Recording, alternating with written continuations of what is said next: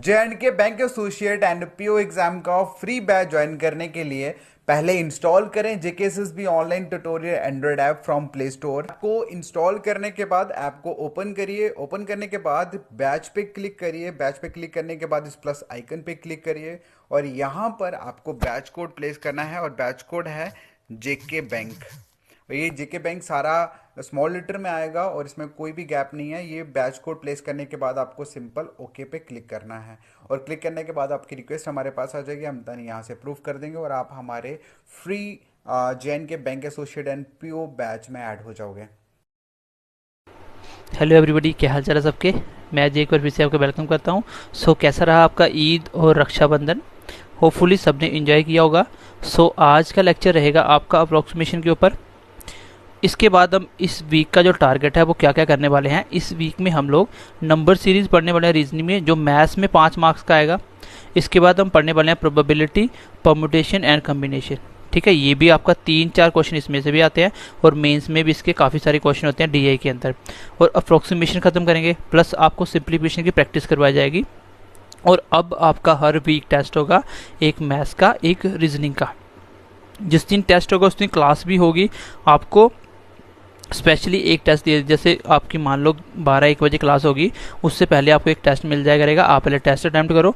Test कुछ नहीं होगा, आपका 20 मिनट का टेस्ट होगा। उसमें आपके 25 से 30 क्वेश्चन आपको मिल जाएंगे हर वीक। और टेस्ट ऐसा नहीं होगा बिल्कुल भी सिंपल। आपको टेस्ट से बहुत सारी चीज़ें सीखने को मिलेंगी। आपको टाइम कवरअप करने का पता चलेगा और धीरे धीरे चीज़ें अपने आप ठीक हो जाएगी। आपका लेवल हम पेपर से अप ही रखेंगे, पेपर लेवल से ऊपर रहना आपको, ताकि आपको पेपर में बिल्कुल भी कोई रिस्क फैक्टर ना हो, आपको कोई भी टेंशन ना हो। तो आपको जो टाइम का बर्डन लगता है, जो टाइम का डर है, वो निकल जाएगा आपका धीरे धीरे। तो आज की क्लास अप्रोक्सीमेशन के साथ साथ हम मल्टीप्लिकेशन पे भी थोड़ा काम करेंगे, जो मैं करवा भी चुका हूँ, प्लस उसको अभी आगे एडवांस लेवल पे थोड़ा सा सीखेंगे। ठीक है, तो चलिए मैं क्लास आज की स्टार्ट करता हूँ। अप्रोक्सीमेशन में हम लोग एडिशन में काम करेंगे। एडिशन आपको आता है, इसमें अप्रोक्सीमेशन कोई ज़रूरत नहीं है। देखो अप्रोक्सीमेशन क्या होता है। अप्रोक्सीमेशन बेसिक सी अगर आप बात समझो, अप्रोक्सीमेशन का मतलब होता है चीज़ें पास पास। जैसे मैं बोलता हूँ 5 × 5 कितना होता है, 25। हो सकता है वो 25 को लिखते 25.1 और आंसर आपको देना है। तो इसके पास पास जो होगा, सबसे जो क्लोज होगा, उसको मैं आंसर लगाऊंगा। देखो सबसे पहली बात, जब भी क्वेश्चन अप्रोक्सीमेशन का होगा, आई थिंक मैंने पहले ही बताया था, आपको सम ऑफ डिजिट नहीं करना है। तो पता है आपको, इंडिया में जो सबसे बड़ी प्रॉब्लम है वो ये है कि बच्चा चीज़ों को प्रैक्टिकली समझना ही नहीं चाहता। जब तक चीज़ों को प्रैक्टिकली नहीं समझोगे तब तक नहीं बढ़ोगे आगे। तो प्रैक्टिकली चीज़ों को सोचना है, प्रैक्टिकल चीज़ों को समझना है। आपने जितने फॉर्मूले पढ़े, क्या उसको आज तक आपने प्रैक्टिकली सोचा? ऐसा क्यों होता है, कभी नहीं आपने सोचा। तो चीज़ों को प्रैक्टिकली समझना स्टार्ट करो। चीज़ों को जब तक चीज़ों को प्रैक्टिकली नॉलेज नहीं रखोगे तब तक आप चीज़ों को नहीं समझ पाओगे, पेपर भी क्रैक नहीं कर पाओगे इजीली। जैसे 5 × 5 25 है, आपको सम ऑफ डिजिट नहीं लगाना। क्यों नहीं लगाना ये भी समझ लो भाई। 5 × 5 25 मतलब इसका जो सम ऑफ डिजिट है वो इसके बराबर है, लेकिन 0.1 लगने से ही इसका सम ऑफ डिजिट चेंज हो गया। 5 तो 7, यहाँ पे कितना बन गया 8, तो पूरा आंसर चेंज हो गया। इतने बड़े नंबर में, जैसे मान लो आपका आंसर ये था, इसका आप सम ऑफ डिजिट निकालते ठीक था, लेकिन इसके साथ मैंने 0.1 लगा दिया। कोई फ़र्क नहीं, इसके साथ 0.1 लगने से कोई खास फ़र्क नहीं पड़ा, बट आंसर के सम ऑफ में पूरा की पूरा चेंज हो जाएगा। इसलिए आपको सम ऑफ डिजिट नहीं लगाना है। किस पे? अप्रोक्सीमेशन के क्वेश्चनों पे। सेकंड थिंग, आपको last digit, second last digit, ये भी कंसेप्ट नहीं लगाने। देखो अप्रोक्सीमेशन बिल्कुल सिंपल सा है, 1 से 2 क्लास में ख़त्म हो जाएगा। आपने जो पढ़ा वही है, बस आपको सिंप्लीफिकेशन ही करनी है, बट आपको ये कंसेप्ट यूज़ नहीं करने हैं। Last digit, second last digit नहीं लगाना, क्योंकि इसने देखो 5 के बजाय लास्ट में 1 आ गया, तो क्या ये लास्ट डिजिट से सेकंड लास्ट से निकल जाएगा? नहीं निकलेगा। तो उसमें ये जो शॉर्टकट होते हैं ना, ये काम नहीं करते। तो अप्रोक्सीमेशन में हम क्या क्या पढ़ने वाले हैं ये भी देख लो। हम एडिशन समझने वाले, लेकिन ये आपको आता है, इसको मैं अप्रोक्सीमेशन में नहीं करवाऊंगा। सम करना सबको आता है, डिवीज़न सब्ट्रैक्शन करना भी सबको आता है, ये भी मैं आपको नहीं करवाऊंगा। देन इसके बाद हम जो काम करेंगे वो हम करेंगे स्क्वायर रूट पे। एग्जैक्ट स्क्वायर ना हो तो कैसे निकालना है। फिर हम बात करेंगे क्यूब रूट पे। फिर हम बात करेंगे मल्टीप्लिकेशन पे। ये 3 चीज़ें जो आपको काम में लानी है। ठीक है, ये 3 चीज़ें हैं, प्लस इसके साथ डिवीज़न। तो ये चीज़ें जो हमने करनी है, आपने सब कुछ पढ़ा है, बस आपको थोड़ी थोड़ी बातें बतानी है कि कैसे आपको अप्रोक्सीमेशन निकालना होता है, किस तरह से नंबर को यूज़ करना होता है। इसमें से सारे बच्चे 5 में से 3 क्वेश्चन ईजिली सॉल्व कर लेते हैं, बट 2 के आंसर 1 से 2 क्वेश्चन ऐसा जो आप गलत कर देते हो, वही चीज़ हम इसमें सीखेंगे। ठीक है, चलो क्यूब रूट में कुछ नहीं करना, बस आपको छोटी सी ट्रिक बताऊंगा, उससे आप सारे क्यूब अप्रोक्सीमेशन निकाल सकते हो। एग्जैक्ट तो आपको निकालना आता है, ठीक है, एग्जैक्ट निकालना आता है अप्रोक्सीमेशन का। देखो कुछ बच्चों को ना अभी भी लास्ट डिजिट में प्रॉब्लम आ रही है। भाई लास्ट डिजिट का मतलब क्या होता है? किसी भी नंबर के स्क्वायर में लास्ट डिजिट का जो कॉन्सेप्ट होता है वो ये है कि भाई 1 का स्क्वायर करोगे तो 1 आएगा लास्ट में, 2 का स्क्वायर में 4 आएगा, 3 के स्क्वायर में 9, 4 में 6, 5 के स्क्वायर में लास्ट में 5, 6 के स्क्वायर में लास्ट में 6, 7 में 9, 8 में 4 और 9 में 9, 1 और 0 में 0। तो इसका मतलब ये थोड़ी कि सिर्फ 1 के स्क्वायर के लास्ट में 1 आएगा।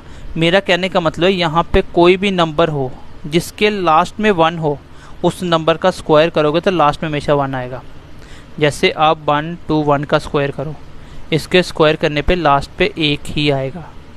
जैसे आपने 1 2 3 5 इसका स्क्वायर करो तो लास्ट में देखो, लास्ट में 5 हो तो स्क्वायर क्या आता है?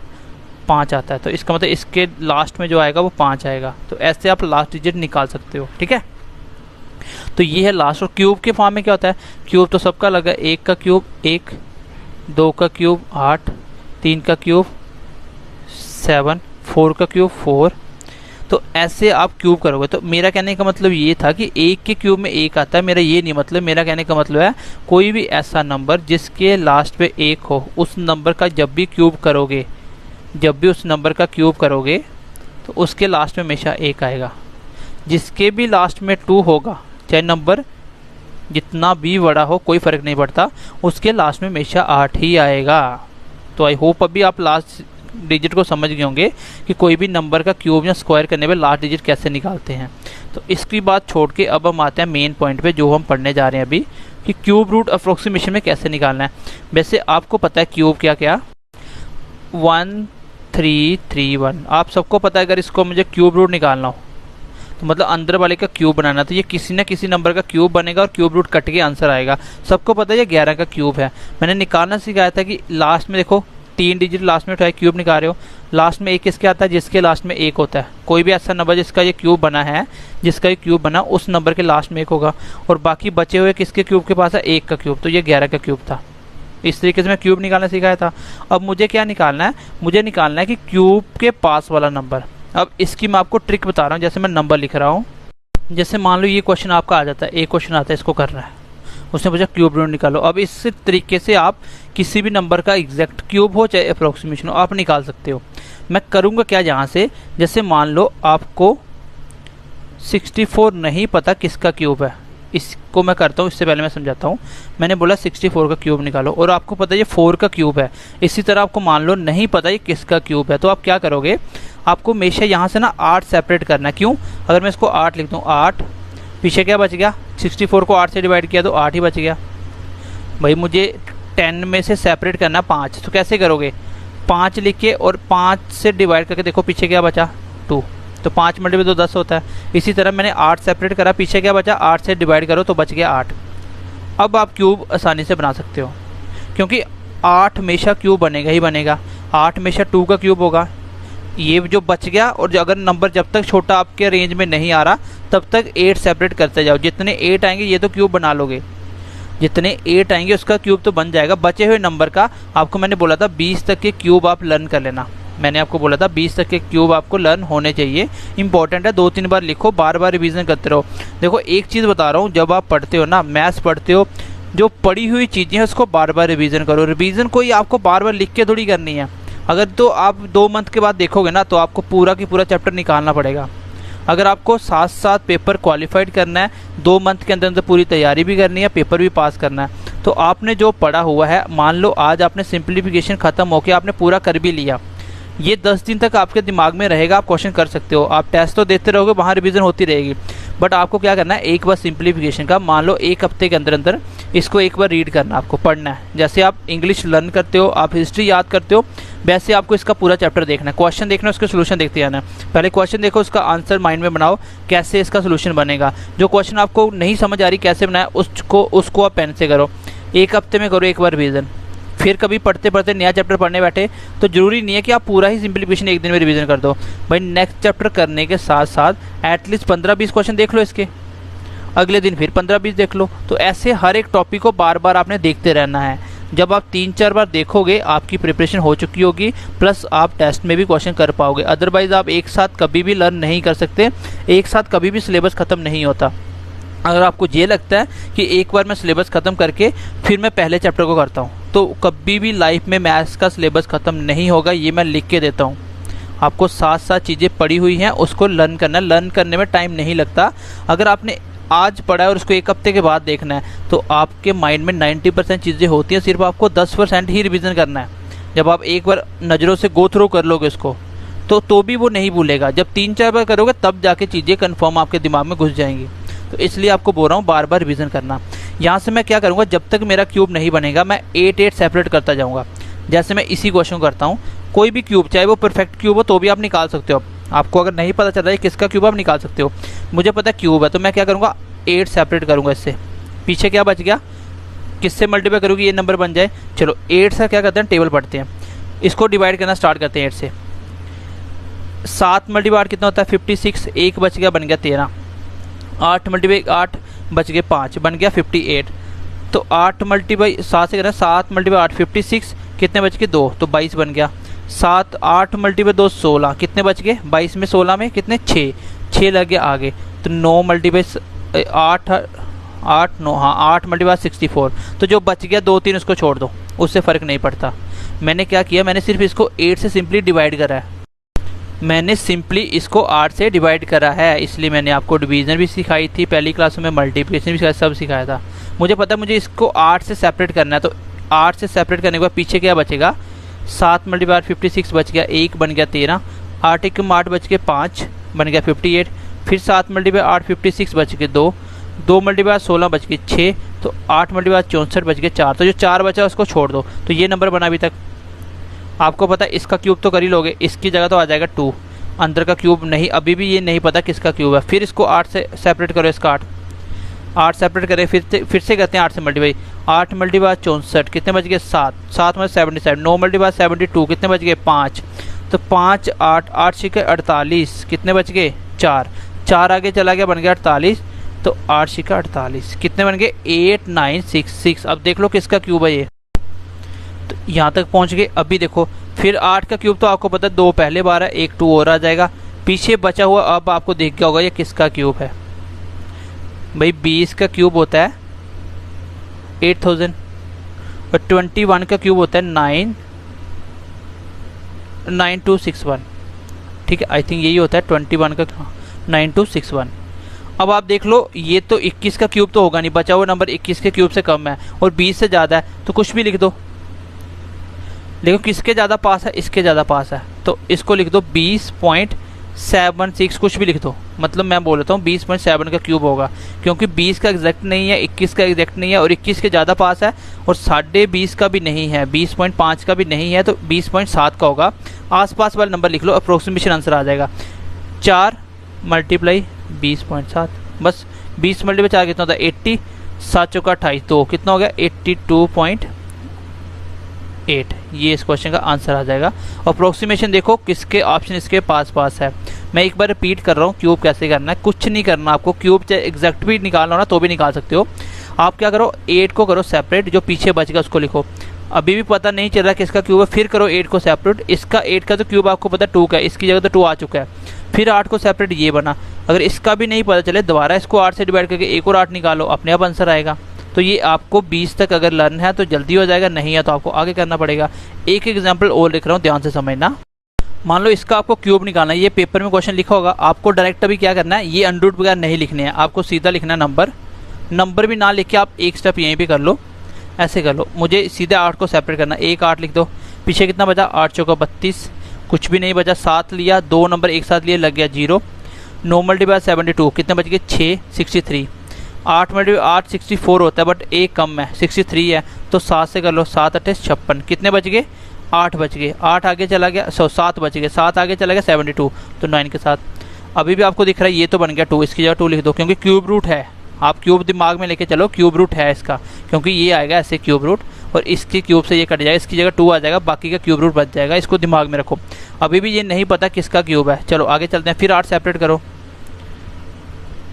8 का सेपरेट हो गया, इसकी जगह 8 की जगह आप सीधा 2 भी लिख सकते हो। फिर आगे नंबर लिख लो 8 से डिवाइड करके, 8 पंजा 40, आगे कुछ भी कैरी नहीं गया, 8 बन जा 8, एक कैरी चला गया, 8 दूनी 16, एक कैरी चला गया, 8 दूनी 16, तो 3 बच गया, उसको छोड़ दो, जो बच गया उसको छोड़ दो। तो ये तो यहाँ तक आ गया। यहाँ भी आपको नहीं पता चला किसका क्यूब है, ये तो आपको पता होना चाहिए किसका है। ये 17 क्यूब के पास है, 17 पॉइंट समथिंग, नहीं पता चल रहा, आगे कर लो।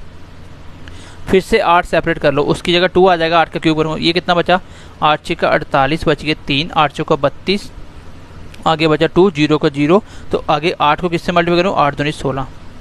अब तो आपको दिख ही गया होगा किसके क्यूब के पास है ये, अब तो पता चल गया होगा। तो अब आप डायरेक्टली लिख सकते हो, इतनी सी बात तो आपको समझ होनी चाहिए। तो 10 तक के क्यूब आपको तो एग्जैक्ट होने चाहिए, मैंने बोला था 20 तक लर्न करना। तो ये किसके क्यूब के आसपास है, देखो 7 का क्यूब होता है 343, 8 का क्यूब होता है 512, मतलब 8 के क्यूब से बड़ा है। 9 का क्यूब होता है 729, तो ये किसके पास है, 729, और 8 का था 512, मतलब 9 के क्यूब के पास है। तो 9 से तो पूरा कम होगा, 9 के एग्जैक्ट नहीं है, तो 9 से कम मतलब 8 पॉइंट समथिंग होगा। पहले आपका 8 आ चुका है और बचा हुआ आपका मान लो 8.5 का क्यूब है। कितना हो गया, 8 8 64, 8 5 40, मतलब 69 के आसपास आपका आंसर होगा। तो आई थिंक आपको ये बात समझ आ चुकी होगी कि जब भी आपको क्यूब करना हो, आपको क्या करना है, 8 सेपरेट करने हैं। तब कब तक करने हैं, जब तक बचा हुआ नंबर आपको नहीं पता हो किसका क्यूब है, किसका क्यूब है। तो जो भी होगा वो अप्रोक्सीमेशन आपको लिखना है, उसके बाद आपका आंसर आ जाएगा। आंसर इसके आसपास लिखा होगा, आप सीधा आंसर लगा सकते हो। तो क्यूब रूट करना है इस तरीके से, सीधी सी बात है। जब भी क्यूब रूट करना हो, अप्रोक्सीमेशन का क्वेश्चन हो, एग्जैक्ट तो सीधा है।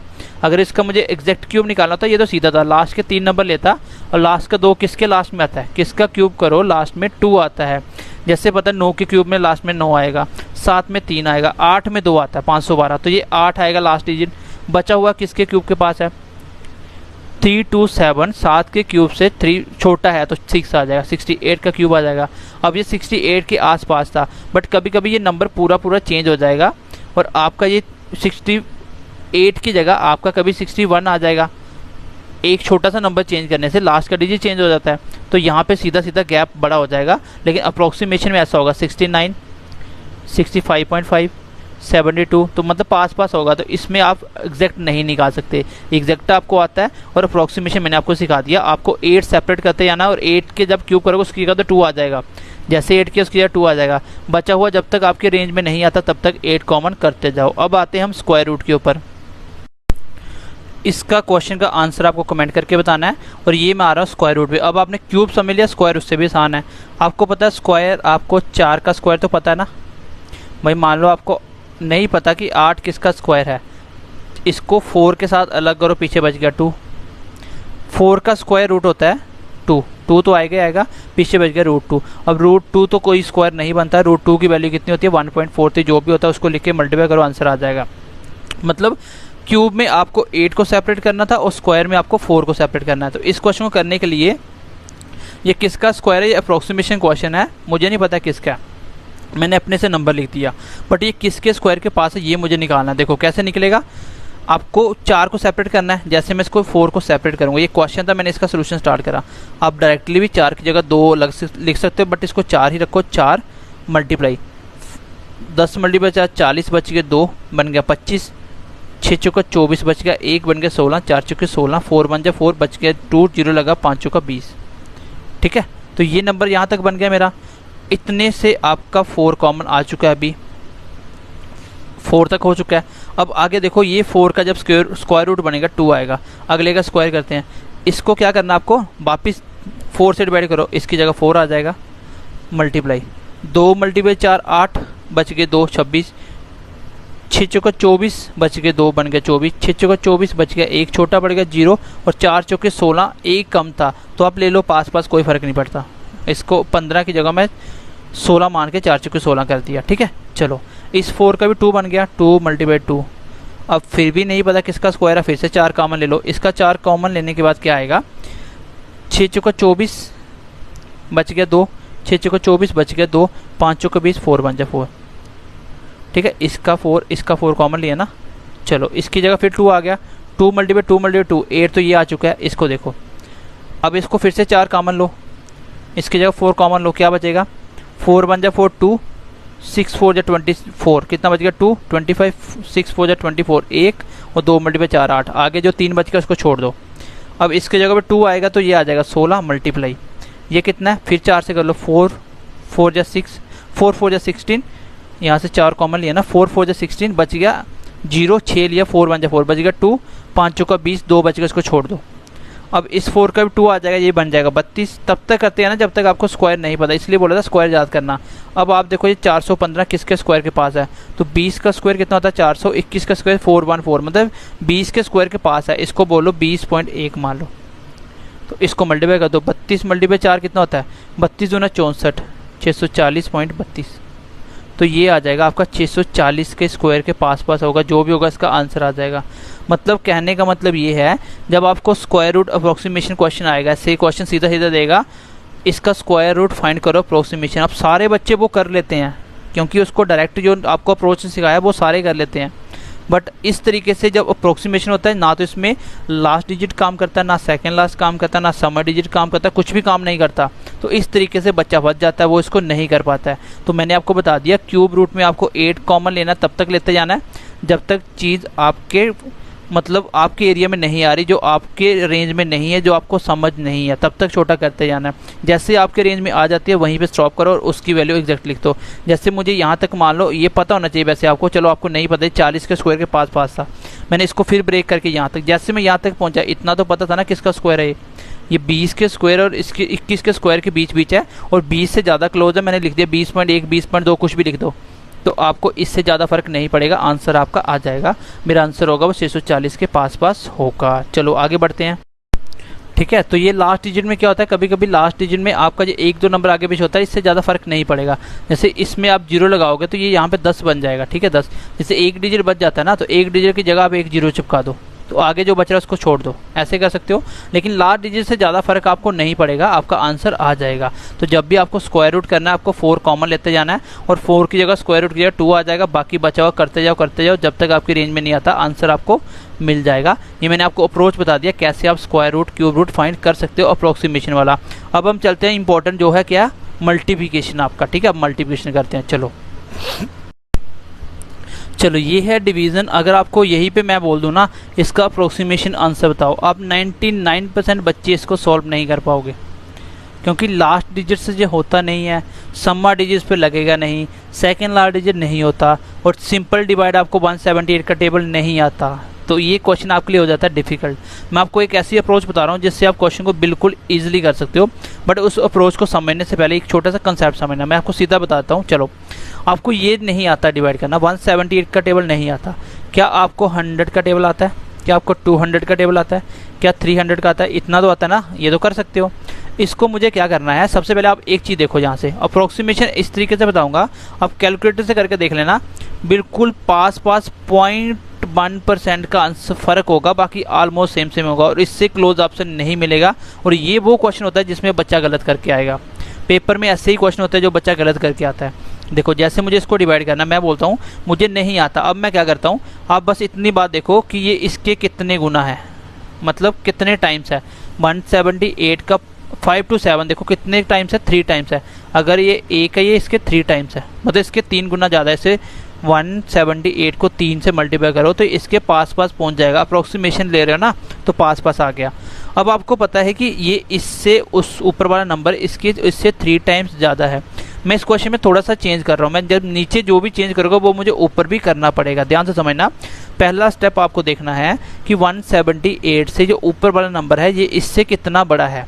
1 टाइम, 2 टाइम, 3 टाइम, 4 टाइम, इतना गैस तो आपको हो जाएगा। मान लो ये 3 टाइम्स बड़ा है, 3 टाइम्स बड़ा हो गया। ठीक है, कैसे पता किया मैंने, देखो 100 को 3 से किया 300 हो गया, फिर 78 को 3 से किया मतलब 210 से थोड़ा सा ज़्यादा, तो 210 से 300 510 और थोड़ा सा, देखो 3 गुना हो गया। अगर मैं 4 गुना करता तो ये बहुत दूर चला जाता, मतलब 4 टाइम्स के पास नहीं है, 3 टाइम्स के बिल्कुल पास पास है।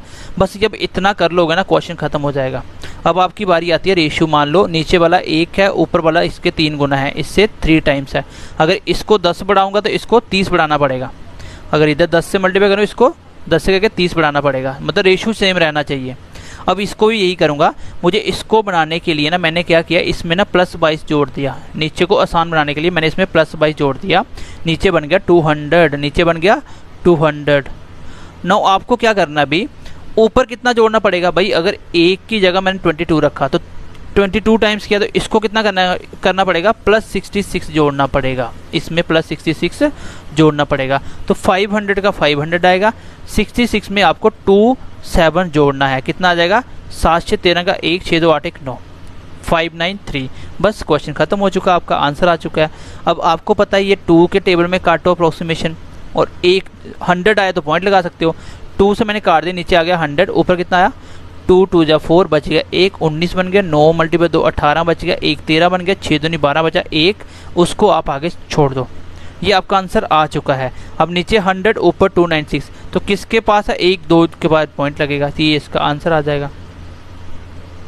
और ये इतना एग्जैक्ट आंसर आता है कि आप कैलकुलेटर से करके देखना, बिल्कुल पास पास होगा। 0.1% का फर्क आता है इसमें, बस इतना भी नहीं आया क्वेश्चन में, और इतना क्लोज ऑप्शन आपको पेपर में नहीं मिलेगा। और ये ही एक ऐसा अप्रोच है जिससे आप क्वेश्चन को सिंपली सॉल्व कर सकते हो, कोई भी क्वेश्चन हो। अप्रोक्सीमेशन देखो, अगर एग्जैक्ट होता ना तो एग्जैक्ट बच्चा कर सकता है, उसको पता 8 से लास्ट में 7 लेके आना, किससे मल्टीप्लाई करूँ लास्ट में 7 आ जाए, तो वो बच्चा लास्ट डिजिट से कर लेता है। मैं धीरे धीरे आपको डिवाइड वाले भी लास्ट डिजिट सिखाऊंगा, बट अप्रोक्सीमेशन की बारी आती है अभी सारा कुछ फेल हो जाता है।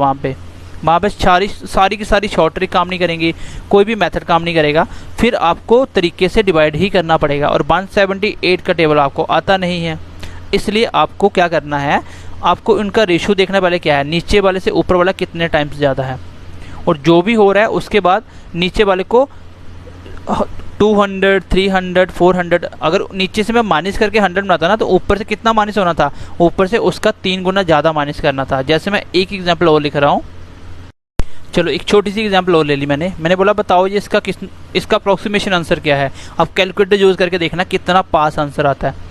मैंने बोला 536, मुझे नहीं पता ये नीचे वाला इससे कितना टाइम्स है, ये मुझे पता, लेकिन मुझे नहीं पता एग्जैक्ट क्या आने वाला है। मैंने देखा ये इसके 3 टाइम्स के पास है, मतलब नीचे वाला अगर बढ़ाओगे उससे 3 गुना ऊपर वाले को बढ़ाना पड़ेगा। नीचे अगर मैं लेस करूँगा ऊपर वाले को 3 टाइम्स कम लेस करना पड़ेगा। अब मैंने यहाँ पर बढ़ा दिया 11, क्यों, क्योंकि मुझे 200 बना दिया, मैंने 200 बना दिया, और ऊपर वाले में कितना बढ़ेगा 3 टाइम्स ज़्यादा, तो +33 बढ़ जाएगा। फिर भाई 1:3 है, मतलब पहले को अगर 1 को आपने बना दिया 11, तो 1 को 11 टाइम्स किया तभी तो 11 बना, तो इसको भी 11 टाइम करके 33 बनाना पड़ेगा। रेशियो सेम रहेगा 1:3 का, तो 33 बढ़ा दो, कितना हो गया 5, 6 3 9 3 3 6, बस आ गया आंसर। 100 बनाने के लिए 2 से डिवाइड, 2 का टेबल तो आता है सबको, ये बन गया 100, तो ये आंसर आ चुका आपका। 2 2 4, 9 2 18, 8 2 16, तो कितना है 2.98। इस क्वेश्चन का आंसर आ चुका है। मतलब एक स्टेप आपको ये करना है और दूसरे स्टेप में आपको आंसर निकालना है। तो इस तरीके से आप डिवीज़न का अप्रोक्सीमेशन निकाल सकते हो। चलो कुछ छोटी छोटी एग्जांपल लेते हैं, देन हम आते हैं मल्टीप्लिकेशन के ऊपर। चलो ये क्वेश्चन है, इसका मुझे निकालना है अप्रोक्सीमेशन वैल्यू। अब इसको 99% बच्चे नहीं कर पाते हैं, जो भी बच्चे तैयारी करते हैं ना वो इसको नहीं कर पाते हैं, क्योंकि उनको ये 400 का टेबल पढ़ के करेंगे तो वो एग्जैक्ट उसके पास नहीं पहुंच पाएंगे। अगर ऑप्शन तो हुआ ना पास, मान लो ये है ऑप्शन बन गया आपका 4 के पास, एग्जैक्ट 4 के 4.1 तक तो हो जाएगा, लेकिन ऑप्शन बिल्कुल अगर पॉइंटों में क्लोज दे देगा नहीं होगा। और ऐसे क्वेश्चन में ऑप्शन बिल्कुल क्लोज आता है, और यही क्वेश्चन है जो बच्चा अप्रोक्सीमेशन में छोड़ के आता है। आप कैसे करोगे, आपको पता है ये इसका 4 टाइम्स के पास है, मतलब थोड़ा सा ज़्यादा हो जाएगा बट तो भी पास है। 5 टाइम्स बड़ा ज़्यादा हो जाएगा, 3 टाइम्स बड़ा कम हो जाएगा। मैंने क्या लिया, इसके पास वाले लिया, ठीक है। ना तो आपको ज़्यादा कम लेना है, ना ही ज़्यादा उससे ज़्यादा लेना है, जो आपका एग्जैक्ट बैठता है उसी को लेना है, जो बिल्कुल क्लोजेस्ट होगा। अब आ गया 4। अब मुझे पता है नीचे को 400 बनाने के लिए माइनस मुझे 17 करना पड़ेगा, क्यों, क्योंकि 400 बनाना है इसको। चलो 400 आ गया।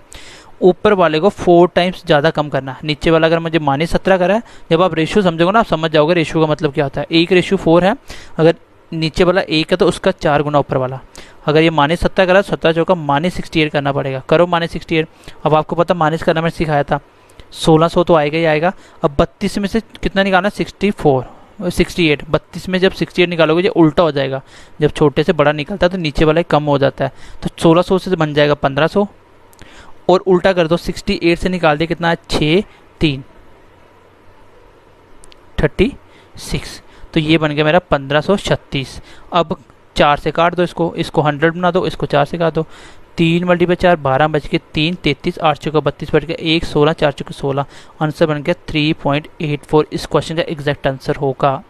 और कैलकुलेटर से करके देखना, बिल्कुल पास पास आएगा, बिल्कुल भी ज़्यादा डिफरेंस नहीं आएगा। अप्रोच क्या है, सिर्फ आपको पहले देखना है ये कितना टाइम ज़्यादा है, जो भी हो गया और नीचे वाले को एग्जैक्ट अपने रेंज में लेके आओ, 200 400 500 700।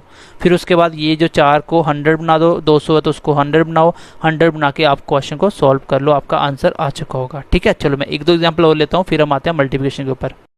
अगर आप इसको और भी थोड़ा, अगर बिल्कुल ऑप्शन पास नहीं है तो आप ऐसे भी कर सकते हो, जैसे आपने यहाँ पे जोड़ा ना, नीचे 17 माइनस करा, ऊपर 17 68 ना करके आप 60 कर दो, कोई फ़र्क नहीं पड़ेगा ज़्यादा। इसमें 60 निकाल दो, तो 60 निकालना ज़्यादा आसान है, तो भी हो जाएगा।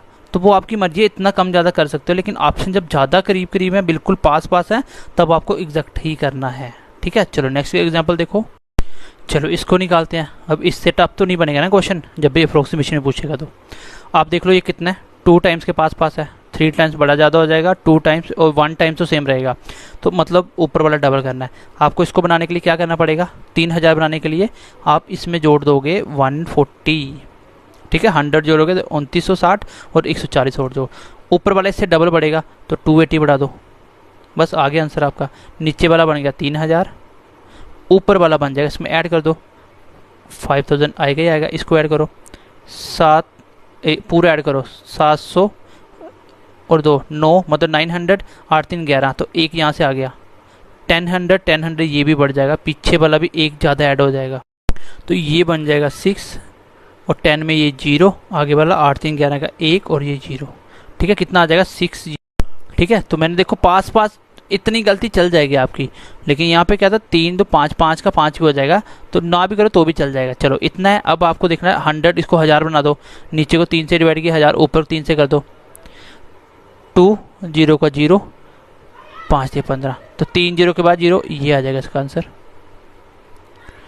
देखो आपको क्या करना है, सिंपल। देखो ये डबल था, मैंने इसको बनाया अपनी रेंज में 3000 बनाने के लिए, मैंने इसमें प्लस जोड़ दिया 140, ऊपर वाला डबल तो डबल जोड़ दिया।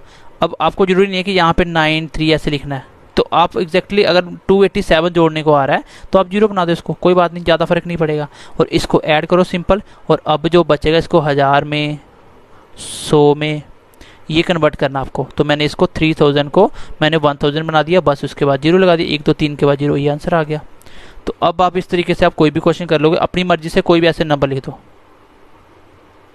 बस ऐसे नंबर लिख दो और अप्रोक्सीमेशन निकालो, अपने आप आंसर आ जाएगा। ठीक है, तो चलो अब आगे बढ़ते हैं, मल्टीप्लिकेशन के ऊपर आते हैं एक बार।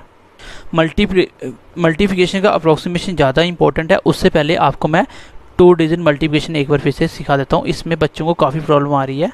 अब इसके हम एडवांस लेवल पे आते हैं थोड़ा। जैसे मैं बोलता हूँ 2 7 × 2 1 मल्टीप्लाई करो, आप ऐसे कर सकते हो 27 × 2 54, 540 और 27 1 27, 540 और 27 कितना होता है 540 में 27 जोड़ दिए, आगे आपका 67, ये इसका आंसर हो जाएगा।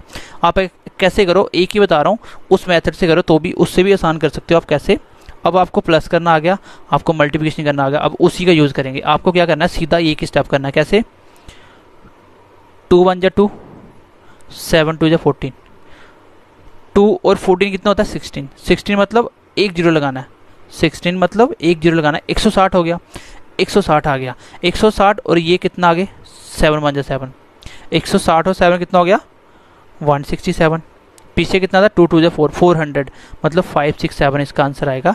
देखो स्टेप क्या किया मैंने, ध्यान से समझना, उसके बाद आप कोई भी कैलकुलेशन को सीधा एक ही लाइन में सीधा आंसर दे सकते हो बिना पेन लगाए। कैसे, अब देखो प्रैक्टिस होती है, प्रैक्टिस से सब कुछ होता है। धीरे धीरे आपको सब कुछ सिखाऊंगा, आपकी स्पीड अपने आप आएगी। ये चीज़ें आप जब रेगुलर लाइफ में यूज़ करना शुरू कर दोगे, प्रैक्टिकली चीज़ों को लगाओ, हर तरीके से सोचो उसको। मैंने बोला सबसे पहला स्टेप ये करना आपको, ठीक है। जैसे आप मल्टीप्लिकेशन में दूसरा स्टेप करते हो, 2 1 जा 2, 7 2 जा 14, कितना हो गया 16, ठीक है, 14 to 16, एक जीरो लगाना आपको 16 के आगे, क्योंकि एक डिजिट छोड़ दिया, चलो एक जीरो लगा दो, कितना हो गया 160। 160 और ये कितना आया, फिर लास्ट का लास्ट में दूसरा स्टेप क्या करना है, लास्ट का लास्ट में। पहला स्टेप है बाहर का बाहर अंदर का अंदर और दोनों को प्लस करो और एक जीरो लगाओ। 16 और एक जीरो लगने से क्या हो गया 160 और 7 बन जाए 7, मतलब 7 जुड़ने, 160 मतलब 167। 167 लास्ट क्या है 2 2 जा 4, 2 2 जा 4 मतलब इसके आगे एक डिजिट इसके आगे एक डिजिट, तो 2 डिजिट लगाने हैं आपको। 400 400 और 167 कितना हो गया 567। चलो एक एग्जांपल छोटी सी और लिखते हैं। मैंने बोला 42 मल्टीप्लाई 41, इसको करते हैं। कैसे करोगे, सीधा आप सीधा देखो मैं कैसे करूँगा। 4 4 या 16 1600, चलो ये बाद में भी कर सकते हो आप, पहला स्टेप ये कर लो। 4 और 8 12, 12 मतलब 120, 120 और 2 122, 122 और पीछे कितना है 1600, 1600 और 122 1722। दोबारा से समझो इसको, मैंने बोला आप करो 52 मल्टीप्लाई 31, इसको करते हैं। देखो 5 6 कितना होगा 11, 11 मतलब 110, 110 और 2 112, 112 15, 1500 में 112 जोड़ने हैं 1612, इसका आंसर आ जाएगा। सिंपल सा स्टेप है। पहले नंबर वाला जब मल्टीप्लाई करते हो 5 मल्टी 3 15, 15 के आगे 2 जीरो लगाने हैं क्योंकि 2 डिजिट आपने छोड़े हैं, ठीक है, ऐसे याद कर लो। 1500 प्लस दूसरा स्टेप करो 5 6 11, 11 मतलब एक जीरो के बाद 110, 110 और ये 2 बन जाए 2 सिंपल 2 112, 112 और 1500 में जोड़ दो 1612, इसका आंसर आ जाएगा। नेक्स्ट क्वेश्चन करते हैं सिंपल सा 43 मल्टीप्लाई 47। अब देखो 7 चौका 28 और 12 40, 40 मतलब एक जीरो 400 और 21, 421 और 16 2021। कैसे किया मैंने कैसे किया 4 मल्टीप्लाई 7 28, 3 4 जा 12, कितना हो गया 40, 40 के आगे एक जीरो लगाना था क्योंकि दूसरे स्टेप में एक जीरो लगता है। कितना हो गया आपका हो गया 400, ठीक है 400 और लास्ट में कितना जुड़ना है 21, 421, 421 दिमाग में रखा। और पहला कितना है 1600, 4 चौके 16, 2 जीरो लगा दिए 1600, 1600 और 421 कितना 1600 और 400 2000 और 21 का आ गया 2021 आ गया। अब आप कोई भी 2 डिजिट नंबर का मल्टीप्लिकेशन माइंड में कर सकते हो। यही आपको थोड़ा प्रॉब्लम क्रिएट कर रहा था। मैंने पहले क्यों नहीं बताई ये बातें, क्योंकि जब तक आपकी चीज़ें बेसिक क्लियर नहीं होता, ठीक है, धीरे धीरे आपको स्टेप लेके चल रहे हैं। पहले आप बेसिक चीज़ें क्लियर करो, स्पीड अपने आप आ जाएगी। अब मैं बोलता हूँ 49 मल्टीप्लाई 57, चलो धीरे धीरे नंबर बढ़ाते हैं। कितना हो गया 28 और 45, ठीक है 28 और 45, 40 और 2 60, 28 8 बाई 13 60 कितना हो गया 73, 73 मतलब 730, 730 में कितना जुड़ना है 63, तो कितना हो गया 30 जुड़ने से 93, तो 793 आ गया लास्ट पे। और पहला कितना है 5 चौका 20, 2000, तो ये आ गया 2000, ठीक है। दोबारा से समझो मैंने क्या किया 7 चौका 28, 9 पंजा 45, 28 और 45 को करना मुझे प्लस, 45 28 4 और 2 6 60, 45 8 5 13, 60 और 13 कितना होता है 73, तो 73 का आगे एक जीरो लगा कितना आ गया 730, कितना आ गया 730। ये दिमाग में जब तक नहीं रखना सीखोगे तब तक प्रॉब्लम आएगी। चीज़ें मैंने बोला था दिमाग में रखो, अपने आप आपका माइंड उस तरीके से डेवलप हो जाएगा, आप चीज़ें दिमाग में रख सकते हो। 7 मल्टीप्लाई 9 63, अब 30 में 63 जोड़ा तो 93 793 और 5 का 20, 20 मतलब 2 जीरो लगाने और तो 2000, तो 2000 में 793 जोड़ दो, ठीक है 793 जोड़ दो, कितना आ जाएगा 2793, ये आंसर आ जाएगा। एक एग्जाम्पल और लिख लो। मैंने बोला 67 मल्टीप्लाई 28, इसको करते हैं। कितना आ गया 8 का 48 और 14, 48 और 14 कितना होता है 62, 62 मतलब 620, 620 होने के बाद 56 जोड़ने हैं, तो 20 में 56 जोड़ दो, कितना आ गया 676 और पीछे कितना है 12, तो 1200 में जोड़ दो, कितना आ गया 1876। तो इसको आपको करना है माइंड के अंदर, क्वेश्चन लिखो सामने स्क्रीन पे देखो और उसको सॉल्व करो, ठीक है। मैंने बोला 91 मल्टीप्लाई 41 कैसे होगा 9 4 13, 13 मतलब 130 और 1 131 और 36 3600, 131 और 3600 कितना हो गया 3636, कितना था आपका 13 और 131 है ना, तो ये आ जाएगा 3731। तो मैं कैसे जोड़ रहा हूँ 9 चौका 3600 में मैंने सीधा 100 जोड़ा क्योंकि 137 पहले आ रहा था ना, 9 4 13 तो 13 मतलब 130 और 131 पहले आ रहा था, और दूसरा आया था 9 चौका 36 मतलब 3600। मैंने कैसे जोड़ा इसको, 3600 में मैंने 3600 में एक 100 और ले लिया, 37 हो गया, और 31 का 31 आ गया। ठीक है, तो इस तरीके से आपको खुद ही एग्जाम्पल लिखनी है। कोई भी नंबर लिखो, अपनी मर्जी से ऐसे उतारते जाओ, कोई भी नंबर 2 डिजिट। जब इतना आप कर लोगे ना, मैंने आपको सिंगल नंबर से सिंगल नंबर सिखाया, फिर 2 नंबर से सिंगल नंबर मल्टीप्लाई करना सिखाया, फिर 3 डिजिट से सिंगल नंबर मल्टीप्लिकेशन करना सिखाया, और आज मैंने 2 नंबर को 2 नंबर से भी सिखाया था, लेकिन आज मैंने थोड़ा सा और एडवांस लेवल से सिखा दिया। अब इतना सारा कर लोगे, आपको बिलीव मी बहुत सारी हेल्प मिल जाएगी पेपर में, आप बड़ी बड़ी कैलकुलेशन आसानी से अब कर पाओगे। और इसके लिए आपको पेन यूज़ नहीं करना, ये माइंड में करना सब कुछ, और धीरे धीरे ये माइंड में करना सीखो। टाइम भी कवर होगा आपका, सब कुछ होगा। ठीक है, तो चलिए आज की क्लास यहीं पे ख़त्म करते हैं। आई होप आपको काफ़ी चीज़ें आज की क्लास में सीखने को मिली होंगी। तो नेक्स्ट क्लास में अप्रोक्सीमेशन के साथ साथ मैं सिंप्लीफिकेशन के भी क्वेश्चन दूंगा, और साथ साथ अभी हम सिंप्लीफिकेशन की प्रैक्टिस भी करेंगे, और अप्रोक्सीमेशन के भी हम ख़त्म करेंगे नेक्स्ट क्लास के अंदर। तो चलिए बाय बाय, टेक केयर।